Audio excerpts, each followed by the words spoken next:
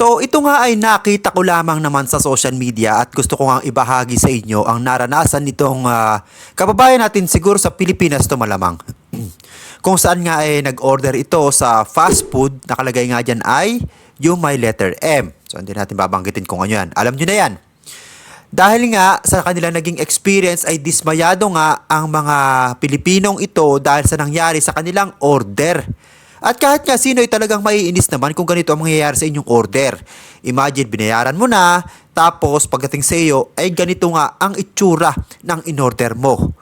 Eh nang marami nga nagko-comment dito mga iba nating kababayan, sabi nga nila ang aarte raw ng mga nagre-reklamong ito sa video. Eh nakakarpet lang daw naman ang bahay nila. So wag na natin patagalin, ano ba itong nangyari sa kanilang order? Tingnan natin. Ito po. Buisit. Makakain pa ba yan? Tangina, baka pati yung may sabaw na. Buisit. Tangina. Paano mo? Parang basura yung in-order namin. Ano to? Tangina. Pati burger, basang-basa. Paano to? Basura? Pinulot lang sa basurahan? So yan nga, nagmukha na siyang basura. Hindi naman sa nag-iinarte itong sila kabayan sa video, eh may karapatan naman sila.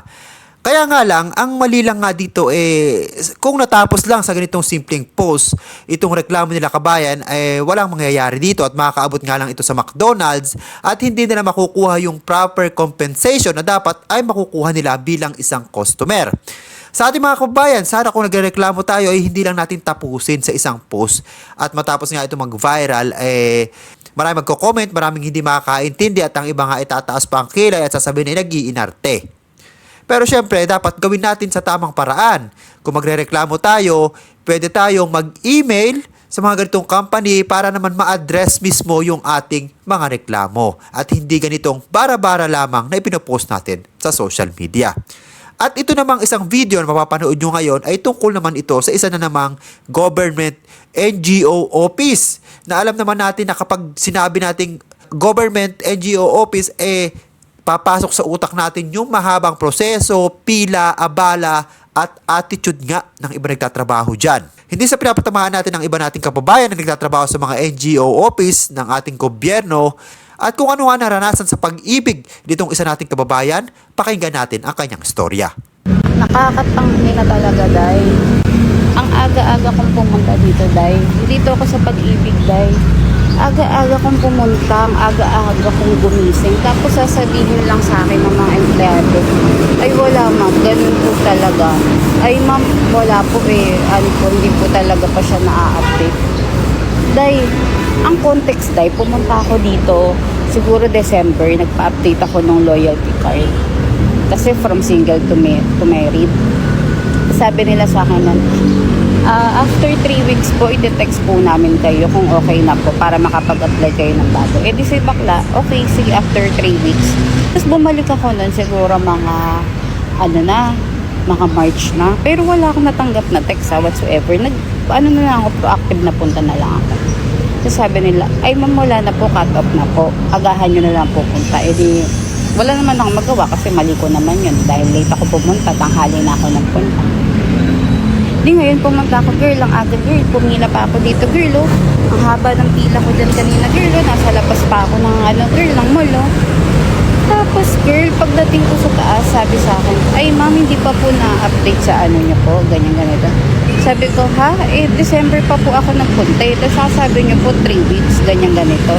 Up until na, wala pa po. Sabi niya, ma'am, wala pa po. Ganun po talaga. Sabi ko, ha? Anong ganun talaga? Pinapabalik-balik niyo ko. Tapos sasabihin niyo, ganun po talaga. Ay, ma'am, sa bank po yun. Kasi po, hindi. Sabi niyo sa akin nung nakaraang punta ko, December, 3 weeks. Girl, 3 weeks. Tapos, ano na ngayon? Unpaid siya na matatapos na ang April. Tsaka niyo sasabihin sa akin na ganun po talaga.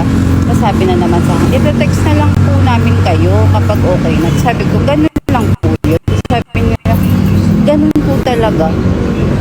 Wow, grabe. Grabe talaga ang good. Pati mga empleyado, grabe magsungit na parang wala man lang compassion na, Day, ano akala nyo sa mga pumupunta sa inyo, Day? Kapitbahay nyo lang na anytime na gusto nyo papuntahin, makakapunta. Gigi talaga ang bakla, Day. Grabe. Nakakadismaya kasi sa Pilipinas kahit mga ibang NGO office. Hindi lang naman ito yung unang reklamo sa Pag-ibig. Mayroon din mga reklamo sa Pag-ibig, sa SSS at kung ano-ano pa mga sangay ng ating gobyerno. Wala naman talaga nangyayari at ganito na nga lang ang nangyayari na parang patay mali siya na nga lang din or wala na nga rin pakialam yung mismo mga nagtatrabaho sa loob ng mga nasabing ahensya. Na sana inaaksyonan at hindi naman talaga binibigyang pansin. Paulit-ulit lang naman to Lalong-lalo na kung nagko-complain lang naman dito yung mga pangkaraniwang tao, syempre hindi yan para pa pagbigyan pansin ng ating gobyerno. Siguro kung ang magko-complain dyan yung mga nasa mataas na posisyon, siguradong aaksyonan yan.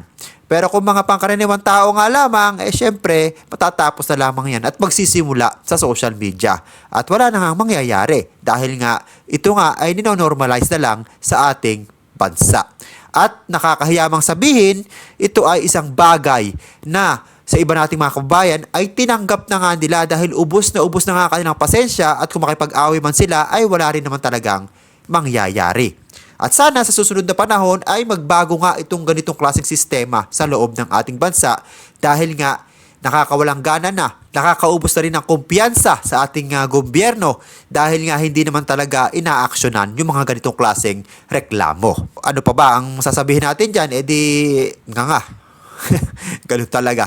So, hindi naman sa sinasabi nating okay lang yan, pero sana, aksyonan. Diba? Dahil nakakapagod na, nakakatamad na, paulit-ulit na lang. At kung nagustuhan nyo ang video ito, na hindi naman talaga kanais-nais, at bago ka pa lamang dito sa aking YouTube channel, i-invite kita mag-subscribe at pahit na rin na notification bell para lagi kang updated sa mga viral video at balitang OFW na ina-upload natin dito sa ating YouTube channel. Maraming salamat sa iyong panonood.